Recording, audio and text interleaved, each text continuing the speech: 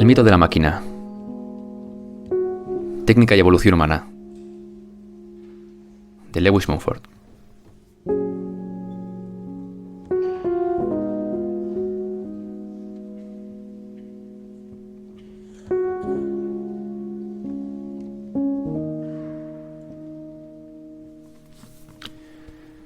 En Técnica y evolución humana, primero de la serie de 2 volúmenes titulada El mito de la máquina, Lewis Mumford da cuenta de las fuerzas que han venido dando forma a la tecnología desde la prehistoria y que han desempeñado un papel cada vez más destacado en la conformación de la humanidad contemporánea.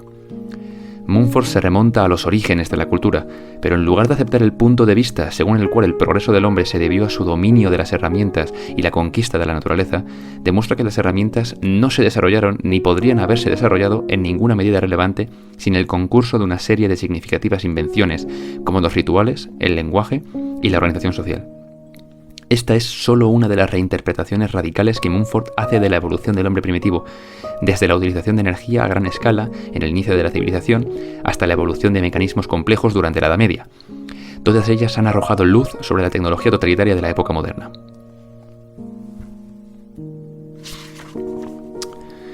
Lewis Mumford nació en 1895, murió en 1990, y su obra escrita abarca más de 6 décadas. Ha hecho contribuciones muy importantes a la literatura del saber histórico, filosófico y artístico, así como a la crítica de la arquitectura. Pero, como quizás sea más conocido este humanista estadounidense, es por sus trabajos sobre el urbanismo y por su evaluación de la tecnología. Mumford fue miembro fundador de la Regional Planning Association of America y durante 32 años escribió una columna sobre arquitectura titulada Skyline para el New Yorker. Formó parte de las facultades de varias instituciones, como la de Stanford, la Universidad de Pensilvania, de Massachusetts, el MIT, de New York City Board of Higher Education, entre otras. Además, fue galardonado con multitud de distinciones, las más destacadas de las cuales han sido la Medalla Presidencial de la Libertad, la Medalla Nacional de Literatura y en 1986 con la Medalla Nacional de Arte.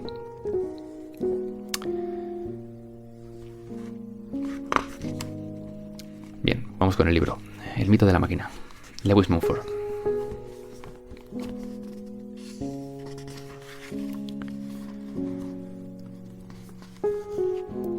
En abril de 1962 tuve el placer de inaugurar el ciclo de conferencias Jacob C. Saposnikov, en la que fue mi universidad, el City College de Nueva York. Dichas conferencias habían sido organizadas por las hermanas de aquel noble erudito, ciudadano despierto y alumno leal de dicha universidad. Algunos de los principales temas de este libro ya fueron brevemente esbozados en aquellas 3 conferencias y quisiera darle las gracias tanto a las donantes, las señoritas Sadie y Rebecca Saposnikov, como a la propia universidad por su consentimiento para incorporar aquel material a esta obra más amplia que por aquel entonces ya andaba yo preparando. Capítulo 1. Prólogo. Ritos, arte, poesía, drama, música, danza, filosofía, ciencia, mitos, religión son todos componentes esenciales del alimento cotidiano del hombre, pues la auténtica vida de los seres humanos no solo consiste en las actividades laboriosas que directamente los sustentan, sino también en las actividades simbólicas que dan sentido tanto a los procesos de su quehacer como a sus últimos productos y consecuencias. La condición del hombre, 1944. Todo el mundo reconoce que en el último siglo hemos sido testigos de transformaciones radicales en el entorno humano, debidas en no poca medida al impacto de las ciencias matemáticas y físicas sobre la tecnología. Este desplazamiento de la técnica empírica, basada en la tradición, hacia una modalidad experimental, ha abierto nuevos horizontes, como los de la energía nuclear, el transporte supersónico, la cibernética y la comunicación instantánea a enormes distancias. Desde la época de las pirámides nunca se habían consumado cambios físicos tan inmensos en un tiempo tan breve. Estos cambios, a su vez, han producido notables alteraciones en la personalidad humana, y si el proceso sigue adelante, con furia incólume y sin corregir, nos aguardan transformaciones más radicales todavía. De acuerdo con el panorama habitualmente aceptado de la relación entre el hombre y la técnica, nuestra época está pasando del estado primigenio del hombre, marcado por la invención de armas y herramientas con el fin de dominar las fuerzas de la naturaleza, a una condición radicalmente diferente, en la que no solo habrá conquistado la naturaleza, sino que se habrá separado todo lo posible del hábitat orgánico. Con esta nueva megatécnica, la minoría dominante creará una estructura uniforme, omniabarcante y supraplanetaria diseñada para operar de forma automática. En vez de obrar como una personalidad autónoma y activa, el hombre se convertirá en un animal pasivo y sin objetivos propios, en una especie de animal condicionado por las máquinas, cuyas funciones específicas, tal como los técnicos interpretan ahora el papel del hombre, nutrirán dicha máquina o serán estrictamente limitadas y controladas en provecho de determinadas organizaciones colectivas y despersonalizadas. Mi propósito al redactar este libro es discutir tanto los supuestos como las previsiones en las que se ha basado nuestro compromiso con las actuales formas de progreso científico y técnico, consideradas como un fin en sí mismas. Aportaré pruebas que arrojen dudas sobre las teorías en boga acerca de la naturaleza fundamental del hombre, que sobreestiman la función que antaño ejercieron en la evolución humana las primeras herramientas y que ahora es ejercida por las máquinas. Sostendré no solo que Karl Marx se equivocó al atribuir a los instrumentos materiales de producción el lugar central y la función rectora en la evolución humana, sino que incluso la interpretación aparentemente benévola de Teilhard de Chardin adjudica retrospectivamente a toda la historia de la humanidad el estrecho racionalismo tecnológico de nuestra propia época y proyecta sobre el futuro un estado definitivo que pondría fin a toda posibilidad de evolución humana. En ese punto omega de la naturaleza autónoma original del hombre ya no quedaría sino la inteligencia organizada, un barniz omnipotente y universal de espíritu abstracto, despojado de amor y de vida. Ahora bien, sin investigar en profundidad la naturaleza histórica del hombre, no lograremos comprender la función que ha desempeñado la técnica en la evolución humana. En el transcurso del siglo anterior, esta perspectiva se ha difuminado porque ha sido condicionada por un entorno social en el que proliferaron de repente una multitud de nuevos inventos mecánicos que destruyeron los antiguos procesos e instituciones y alteraron el concepto tradicional tanto de las limitaciones humanas como de las posibilidades de la técnica. Nuestros predecesores asociaron de forma errónea sus peculiares formas de progreso mecánico con un injustificable sentimiento de superioridad moral en aumento. Nuestros contemporáneos, en cambio, que tienen motivos para rechazar esa presuntuosa fe victoriana en la mejoría obligada de todas las demás instituciones humanas gracias a la hegemonía de las máquinas, se concentran, a pesar de todo y con maniático fervor, en la expansión continua de la ciencia y la tecnología, como si sólo ellas pudieran proporcionar mágicamente los únicos medios para salvar a la humanidad. Puesto que nuestro actual exceso de dependencia de la técnica se debe en parte a una interpretación radicalmente errónea de todo el curso de la evolución humana, el primer paso para recuperar nuestro equilibrio consiste en pasar revista a las principales etapas de la aparición del hombre, desde sus orígenes hasta hoy. Precisamente por ser tan obvia la necesidad de herramientas en el hombre, debemos precavernos contra la tendencia a sobreestimar el papel de las herramientas de piedra cientos de miles de años antes de que llegaran a ser funcionalmente diferenciadas y eficientes. Al considerar la fabricación de herramientas como un elemento fundamental para la supervivencia del hombre primitivo, los biólogos y antropólogos durante mucho tiempo han quitado importancia, o cuando menos descuidado, a multitud de actividades en las que muchas otras especies tuvieron, también, durante mucho tiempo, conocimientos superiores a los del hombre. Pese a las pruebas en sentido contrario aportadas por R.U. Sayce, Daryl Force y André Leroy Gurman, todavía se tiende a identificar las herramientas y las máquinas con la tecnología, a sustituir la parte por el todo. Incluso a la hora de describir solo los componentes materiales de la técnica, se pasa por alto la función, igualmente decisiva, de los recipientes. En primer lugar, los hogares, los pozos, las tramas, las redes. Después, los canastos, los arcones, los establos, las casas. Por no hablar de recipientes colectivos posteriores, como los depósitos, canales y ciudades.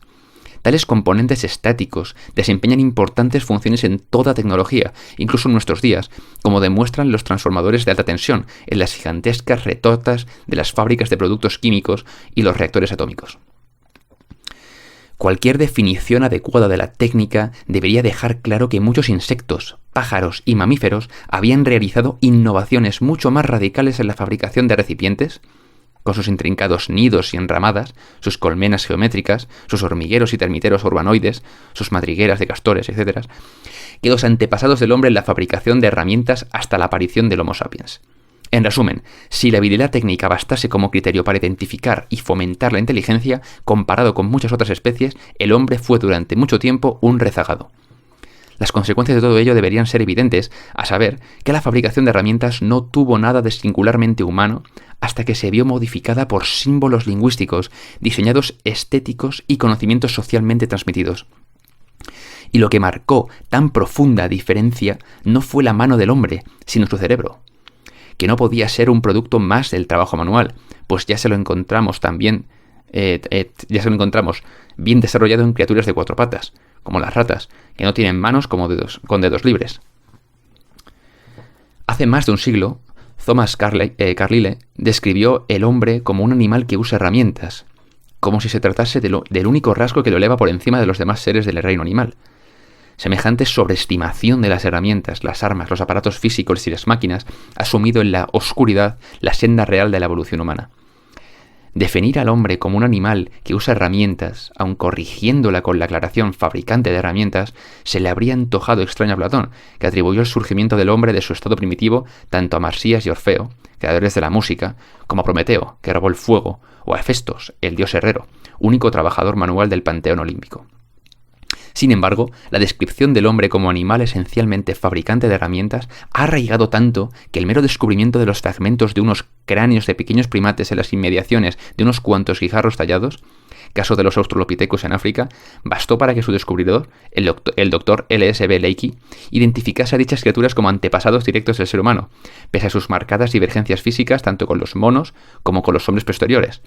Puesto que los subhomínidos de Leakey tenían una capacidad cerebral de aproximadamente una tercera parte de la del Homo sapiens, menor incluso que la de algunos simios, está claro que la capacidad de tallar y emplear toscas herramientas de piedra no exigía, ni mucho menos engendró por sí sola, la espléndida dotación cerebral del hombre. Si los Australopithecus carecían de los requisitos previos de otras características humanas, el hecho de que estuvieran en posesión de ciertas herramientas solo probaría que al menos otra especie, al margen del verdadero género Homo, podía vanagloriarse de semejante rasgo, del mismo modo que los papagayos y las urracas comparten con nosotros el rasgo distintivamente humano del habla, y el tilonorrinco, el del esmero de la decoración y el embellecimiento de su vivienda. Y es que ningún rasgo aislado, ni siquiera la fabricación de herramientas, basta por sí solo para identificar al hombre, pues lo especial y singularmente humano es su capacidad para combinar una amplia variedad de propensiones animales hasta obtener una entidad cultural emergente, la personalidad humana. Si los primeros investigadores hubiesen apreciado debidamente la equivalencia funcional exacta entre la fabricación de herramientas y la fabricación de utensilios, les habría resultado evidente que no hay nada notable en los artefactos de piedra tallados a mano por el hombre hasta que la evolución de éste ya está muy adelantada.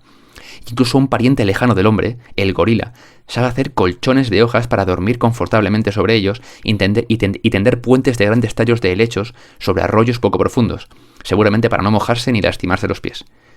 Y hasta los niños de 5 años, que ya saben hablar, leer y razonar, dan muestra de escasa aptitud para usar herramientas, y mucho menos para fabricarlas. Por tanto, si lo que contara fuese la fabricación de herramientas, apenas podrían considerárseles humanos. Tenemos motivos para sospechar que los primeros hombres poseían la misma clase de facilidades y análogas ineptitudes. Cuando busquemos pruebas en favor de la genuina superioridad del hombre respecto de las demás criaturas, haríamos bien en procurarnos otras pruebas que sus pobres herramientas de piedra, o más bien deberíamos preguntarnos qué actividades le procuraron durante los innumerables años en que con los mismos materiales y análogos movimientos musculares que más tarde empleó con tanta destreza, podría haber fabricado herramientas mejores. Responderé esta pregunta de forma más detallada en los primeros capítulos de este libro, pero desde ahora mismo adelantaré la conclusión declarando que las técnicas primitivas no tuvieron nada de específicamente humanas si dejamos a un lado el uso y la conservación del fuego, hasta que el hombre reconstituyó sus órganos físicos empleándolos para funciones y finalidades muy alejados de los originarios. Es probable que su primera reconstitución y modificación definitiva fuera transformar los miembros delanteros del cuadrúpedo, logrando que dejasen de ser meros órganos especializados en la locomoción para convertirlos en herramientas multiuso, aptas para trepar, agarrar, golpear, desgarrar, batir, escarbar y sostener.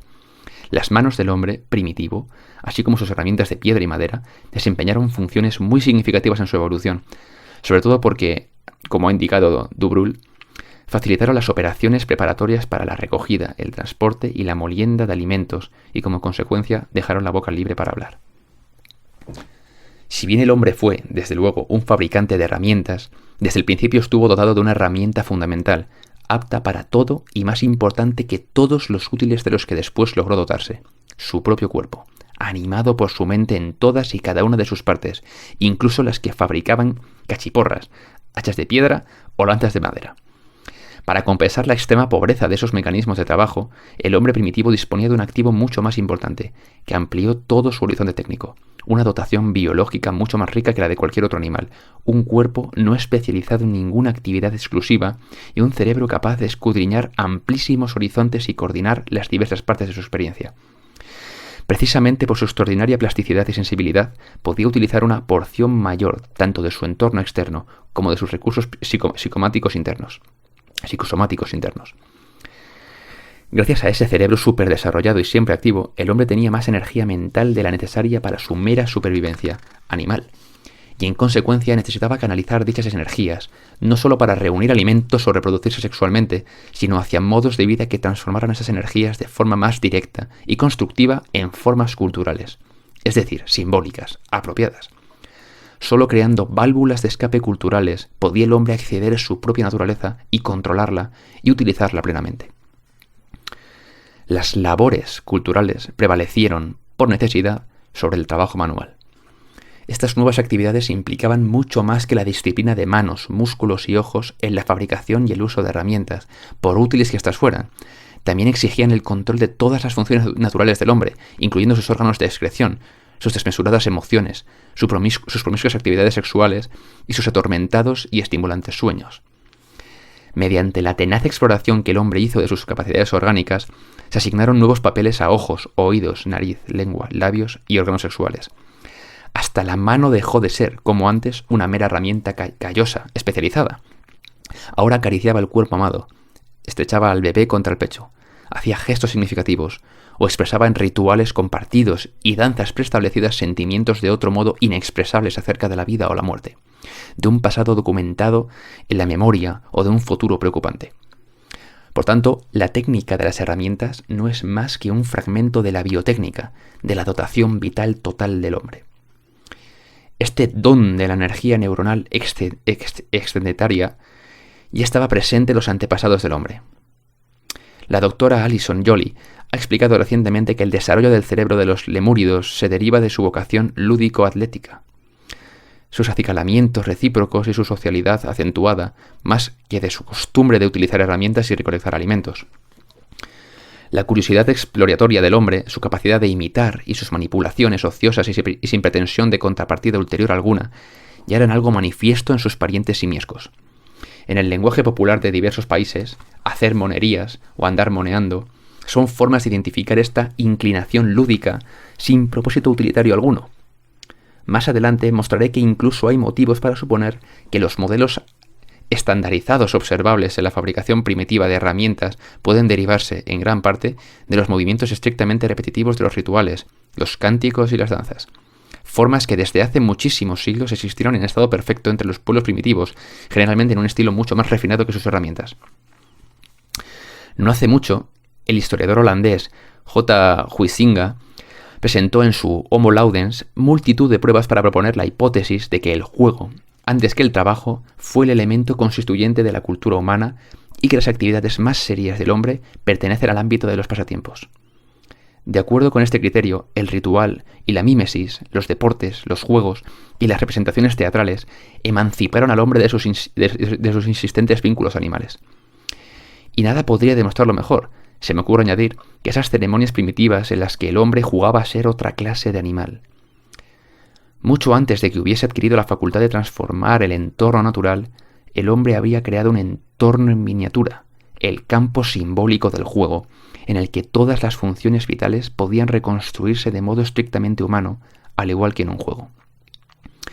Tan sorprendente era la tesis de Homo Ludens que su asombrado traductor modificó deliberadamente la expresa declaración de Huizinga, según la cual toda cultura era una forma de juego, por la noción más obvia y convencional de que el juego es un elemento de la cultura. Pero la noción de que el hombre no es ni Homo sapiens ni Homo Ludens, sino ante todo Homo faber, se había apoderado tan firme y profundamente del pensamiento occidental contemporáneo que la sostuvo hasta Henry Bergson. Tan seguros estaban los arqueólogos del siglo XIX de la primacía de las herramientas de piedra y las lanzas en la lucha por la existencia, que incluso cuando en 1879 se descubrieron en España las primeras pinturas rupestres, competentes autoridades las denunciaron de antemano como una patraña escandalosa, basándose en el argumento de que los cazadores de la Edad de Hielo no podrían haber dispuesto ni del tiempo libre ni de la espiritualidad precisa para producir el elegante arte de Altamira. Pero lo que el Homo sapiens poseía ya en grado singular era el espíritu precisamente, un espíritu basado en el empleo más completo posible de todos sus órganos corporales, no solo de las manos. En esta crítica de los estereotipos tecnológicos obsoletos, yo iría aún más lejos, pues sostengo que, en cada etapa, el objetivo de los inventos y transformaciones del hombre fue menos el de acrecentar en la provisión de alimentos o controlar la naturaleza, que el de emplear sus propios e inmensos recursos orgánicos para expresar su potencialidad latente, colmando así sus aspiraciones y demandas supraorgánicas de forma más plena.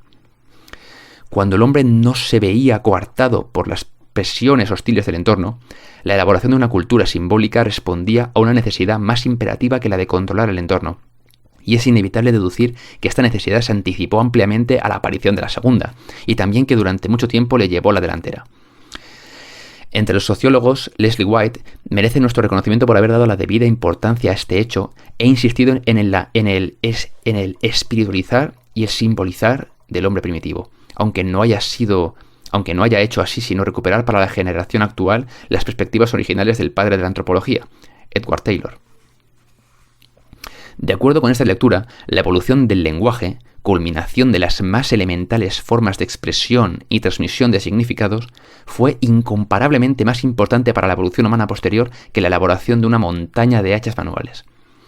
Frente a la coordinación relativamente sencilla requerida para utilizar herramientas, el intrincado engranaje de los múltiples órganos necesarios para crear el lenguaje articulado fue un proceso mucho más sorprendente.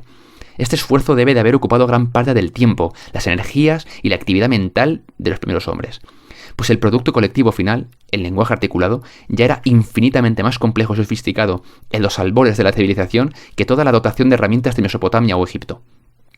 Así pues, considerar al hombre ante todo como animal que usa herramientas equivale a pasar por alto los principales capítulos de la historia de la humanidad. Frente a tan petrificada teoría, expondré el punto de vista según el cual el hombre es antes un animal fabricante de espíritu, capaz de dominarse y diseñarse a sí mismo, y también que el foco principal de sus actividades es ante todo su propio organismo y la organización social en la que éste encuentra su más plena expresión. Hasta que el hombre no logró hacer algo así, poco pudo hacer del mundo que le rodeaba. En este proceso de autodescubrimiento y autotransformación, las herramientas en sentido estricto rindieron buenos servicios como instrumentos subsidiarios, pero no como principal agente de la producción humana, pues hasta llegar a nuestra época, la técnica nunca se ha disociado de la totalidad cultural más amplia en cuyo seno ha funcionado siempre el hombre en tanto ser humano. Es característico que en griego clásico la palabra tekné no distinga entre producción industrial y arte refinado o simbólico, y que durante la mayor parte de la historia humana estos fuesen aspectos inseparables, pues por un lado se atenía a las condiciones y funciones objetivas, y por otro respondía a necesidades subjetivas. En el punto de partida, la técnica estaba relacionada con la naturaleza total del hombre, que participaba activamente en todos los aspectos de la industria. De este modo, en el principio, la técnica estuvo centrada en la vida, no en el trabajo ni en el poder. Como en cualquier otro complejo ecológico, la diversidad de los intereses y objetivos humanos, así como las distintas necesidades orgánicas, evitaron la hipertrofia de cualquiera de sus componentes aislados. Aunque el lenguaje fuera la más poderosa expresión simbólica del hombre, surgió, como intentaré demostrar, de la misma fuente común que finalmente engendró la máquina, del orden primigenio y repetitivo de lo ritual, una forma de orden que el hombre se vio obligado a desarrollar en defensa propia para poder controlar la tremenda sobrecarga de energía psíquica que su voluminoso cerebro ponía ya a su disposición. Lejos de menospreciar el papel de la técnica, sin embargo, demostraré más bien que en cuanto se estableció esta organización interna básica, la técnica sirvió de apoyo a la expresión humana y amplió sus posibilidades.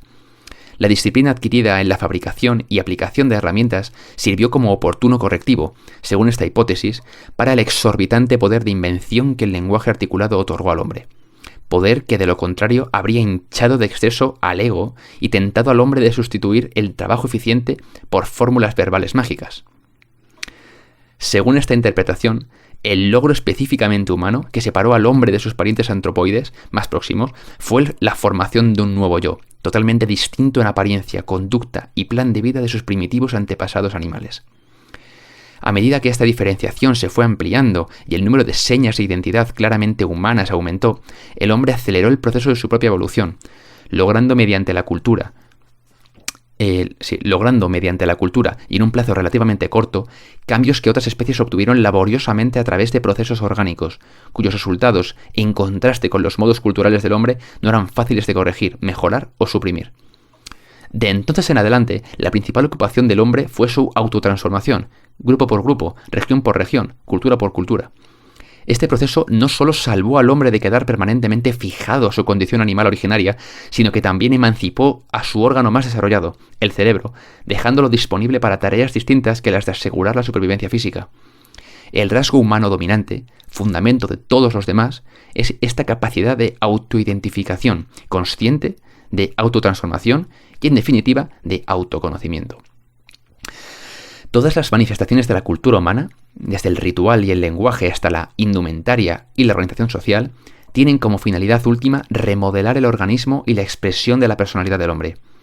Si solo ahora hemos reconocido este rasgo característico, quizás sea porque el arte, la política y la técnica contemporáneos ofrecen amplios indicios de que el hombre puede estar a punto de perderlo y convertirse, no ya en un animal inferior, sino en un insignificante ameboide informe. Al refundir las estereotipadas representaciones de la evolución humana, afortunadamente he podido echar mano de un corpus cada vez más amplio de pruebas biológicas y antropológicas que hasta ahora no habían sido correlacionado ni interpretado de forma plena. No obstante, me doy perfecta cuenta, por supuesto, de que a pesar de estas bases sustanciales, los temas principales que voy a desarrollar, y con mayor motivo aún las hipótesis especulativas subsidiarias, toparán con un justificado escepticismo, pues todavía han de ser sometidas a escrutinio crítico competente. He de decir que, lejos de partir del deseo de refutar las opiniones ortodoxas prevalecientes, en un principio las acepté respetuosamente, puesto que no conocía otras. Solo al no haber podido descubrir fundamento alguno para explicar la abrumadora adhesión del hombre moderno a su tecnología, aun a expensas de su salud, de su seguridad física, de su equilibrio mental y de su posible desenvolvimiento futuro, me decidí a reexaminar la naturaleza del hombre y todo el curso de los cambios tecnológicos.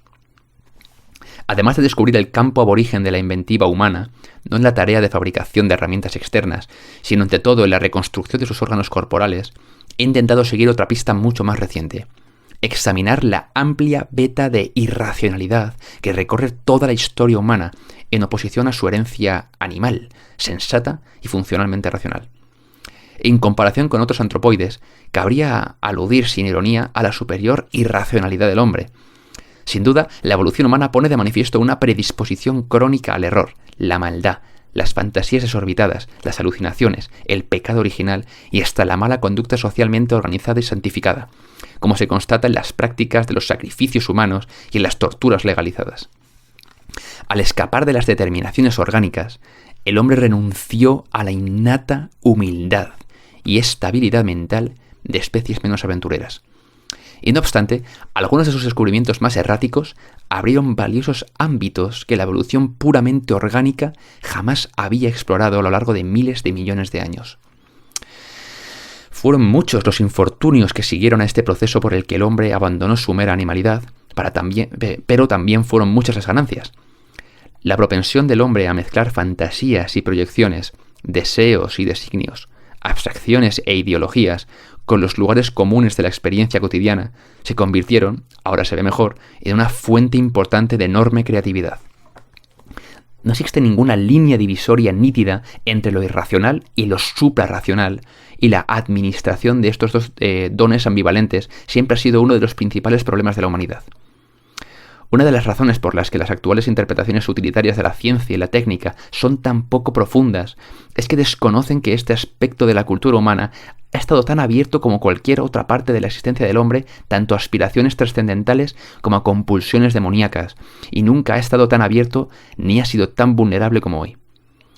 Los factores irracionales que a veces impulsaron constructivamente la ulterior evolución humana, pese a que muy a menudo también lo distorsionaron, se hicieron patentes en el momento en que los elementos formativos de las culturas paleolíticas y neolíticas se unieron en la gran implosión cultural que tuvo lugar hacia el cuarto milenio a.C., que suele denominarse el nacimiento de la civilización. Desde el punto de vista técnico, lo más notable de esta transformación es que no fue resultado de inventos mecánicos, sino de una forma de organización social radicalmente nueva, un producto del mito, la magia, la religión y la naciente ciencia de la astronomía. La implosión de fuerzas políticas sagradas y de instalaciones tecnológicas no puede explicarse mediante ningún inventario de herramientas, máquinas elementales y procesos técnicos entonces disponibles. Tampoco el carromato, el arado, la rueda del alfarero ni los carros militares podrían haber provocado por sí solos las grandiosas transformaciones que se produjeron en los grandes valles de Egipto, Mesopotamia y la India, y que acabaron por transmitirse poco a poco o por oleadas a muchas otras partes del planeta. El estudio de la era de las pirámides que llevé a cabo como preparación de la ciudad de la historia me reveló de forma imprevista que entre las primeras civilizaciones autoritarias del Próximo Oriente y la nuestra hay un estrecho paralelismo, pese a que la mayoría de nuestros contemporáneos siguen considerando la técnica moderna no solo como un punto culminante de la evolución intelectual del hombre, sino como un fenómeno totalmente nuevo. Muy al contrario, descubrí que lo que los economistas denominan últimamente la era del maquinismo o la era de la energía se originó no en la llamada revolución industrial del siglo XVIII, sino desde el principio mismo de la civilización en la organización de una máquina arquetípica compuesta de partes humanas. En relación con este nuevo mecanismo, cabe subrayar dos rasgos que lo identifican a lo largo de su curso histórico hasta llegar al presente. El primero es que los organizadores de la máquina remitían su poderío y su autoridad a una fuente celestial. El orden cósmico era el fundamento de este nuevo orden humano. La exactitud de las medidas, el sistema mecánico abstracto y la regularidad compulsiva de esta mega máquina, como la llamaré, surgieron directamente de la observación astronómica y el cálculo científico. Semejante orden inflexible y previsible, incorporado más tarde al calendario, se transfirió a la regimentación de los componentes humanos. Este orden mecanizado, a diferencia de otras formas anteriores del orden ritualizado, era exterior al hombre. Mediante la combinación del mandato divino y una despiadada coacción militar, amplias poblaciones se vieron obligadas a soportar una agobiante pobreza y trabajos forzados en el desempeño de tareas rutinarias que embotaban la mente para asegurar vida, prosperidad y salud al soberano divino y semidivino y a su séquito. El segundo rasgo que debemos subrayar es que los graves defectos sociales de esta gran máquina humana fueron compensados en parte por sus magníficos logros en lo que se refiere al control de las inundaciones y la producción de cereales, que pusieron los cimientos para conquistas cada vez más amplias en todos los ámbitos de la cultura humana. En la arquitectura monumental, en la codificación de la ley, en el pensamiento sistemáticamente ejercido y documentado de modo permanente, y también en la multiplicación de las potencialidades de la mente mediante la reunión en centros ceremoniales urbanos de una población variopinta, con muy distintos trasfondos regionales y vocacionales. Tal orden, tal abundancia, tal seguridad colectiva y tan estimulante mezcla cultural se logró primero en Mesopotamia y en Egipto, y más tarde en la India, China, Persia, así como en las culturas andina y maya. Y jamás fueron superadas hasta que la megamáquina fue reconstituida bajo una nueva forma en nuestros días. Por desgracia, estos progresos culturales fueron ampliamente contrarrestados por regresiones sociales de idéntica magnitud. Desde el punto de vista conceptual, hace 5.000 años los instrumentos de mecanización ya se habían emancipado de toda función y objetivo humano, salvo el aumento continuo del orden, el poderío, la previsión y, ante todo, del control. Esta ideología protocientífica iba acompañada de la regimentación correspondiente y la degradación de actividades humanas que en otro tiempo habían sido autónomas. Fue entonces cuando hicieron su aparición, por primera vez, la cultura de masas y el control de masas. Con mordaz simbolismo, los productos definitivos de la megamáquina en Egipto fueron tumbas colosales habitadas por cadáveres momificados, mientras que más tarde en Asiria, como sucedería reiteradamente en todos los imperios en expansión, el principal testimonio de la eficacia técnica de la megamáquina fue una inmensa extensión de ciudades y aldeas devastadas y campos estériles, prototipo de las atrocidades civilizadas semejantes de nuestra época. En cuanto a las monumentales pirámides egipcias, ¿Qué son sino el equivalente estático exacto de nuestros cohetes espaciales? Ambos son artilugios para asegurar, a un coste extravagante, el pasaje al cielo para unos cuantos privilegiados. Los colosales desmanes de una cultura deshumanizada centrada solo en el poder manchan repetida y monótonamente las páginas de la historia. Desde el saqueo de Sumer hasta la destrucción de Varsovia y Rotterdam, de Tokio y de Hiroshima.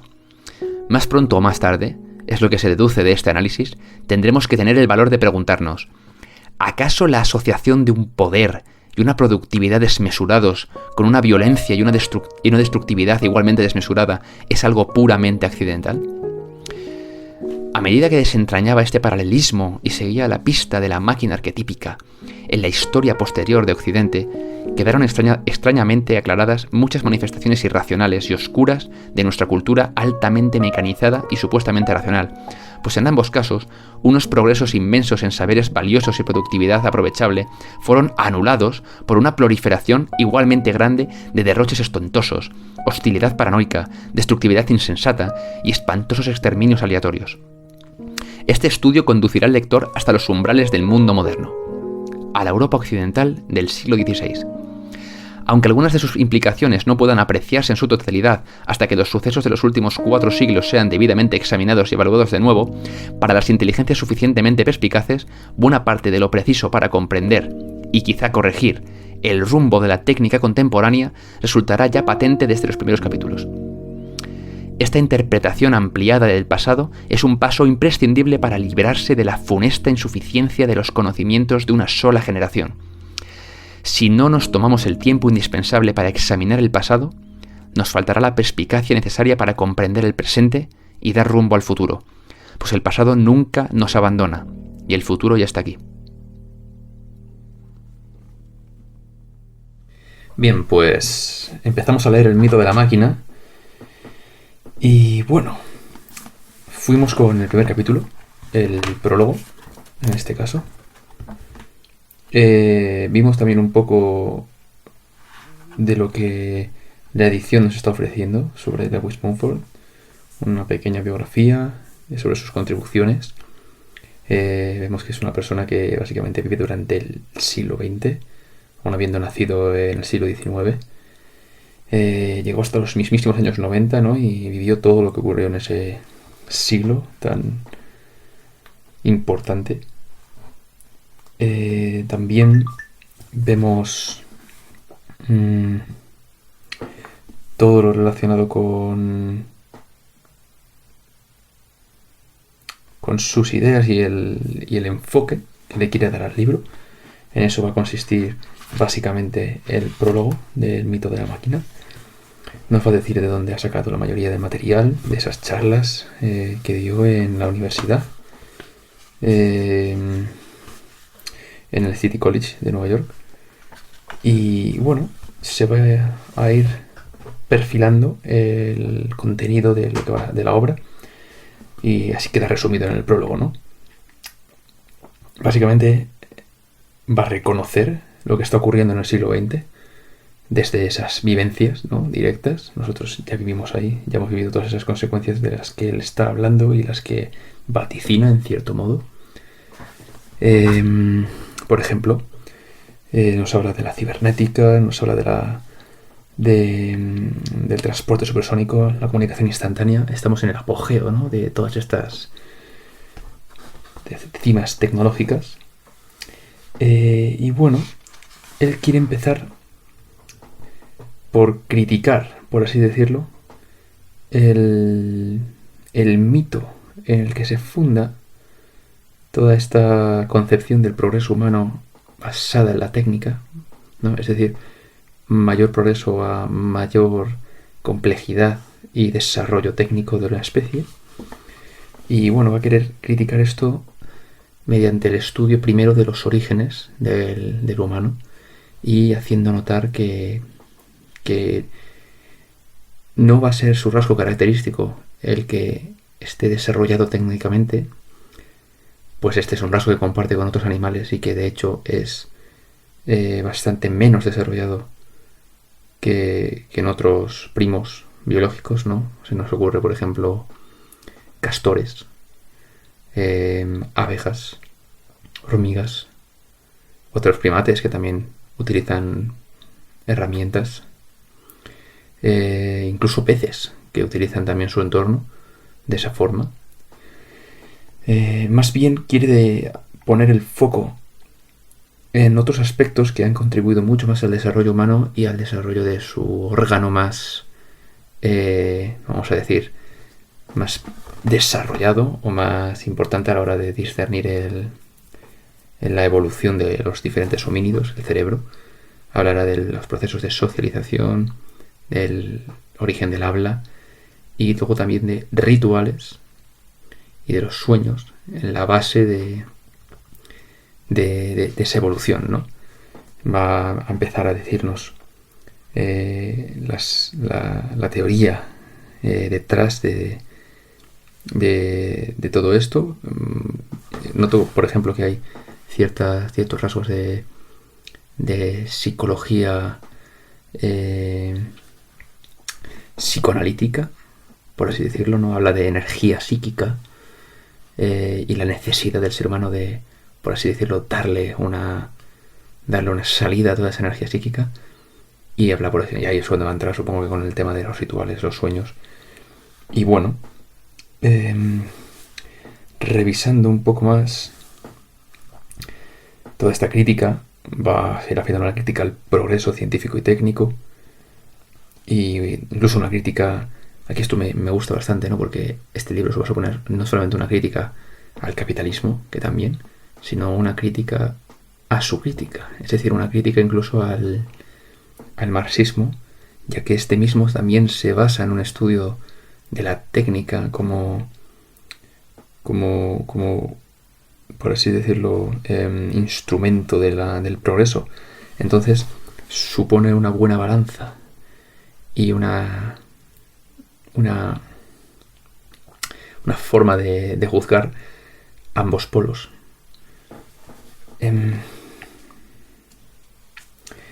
¿Qué más? Bueno, otra de las grandes conclusiones del libro que ya aparecen en el prólogo va a ser esa primera máquina que va a ser el propio humano.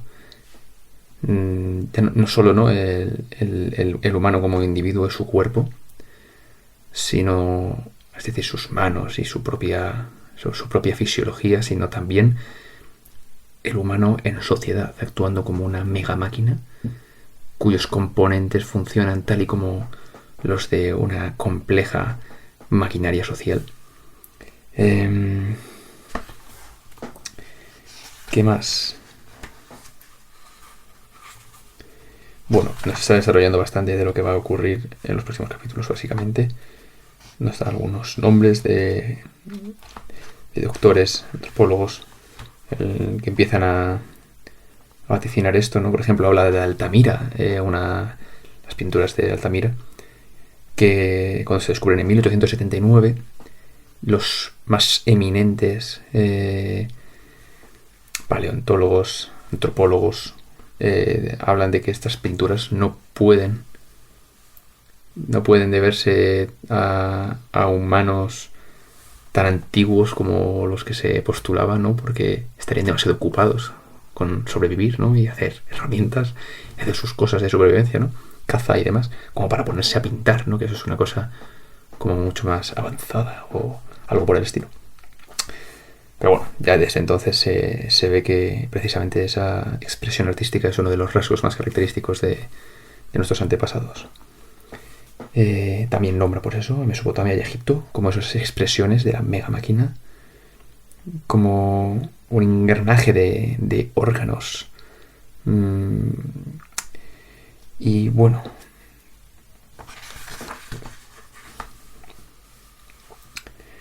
creo que con esto es suficiente para entender el prólogo y dejarlo más o menos resumido y pasar definitivamente al primer capítulo, porque creo que no se me queda nada.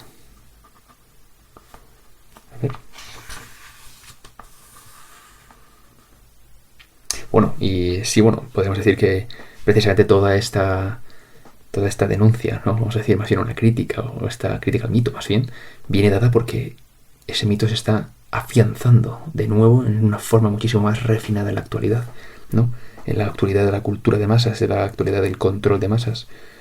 Una mega máquina mucho más atroz, más deshumanizada totalmente.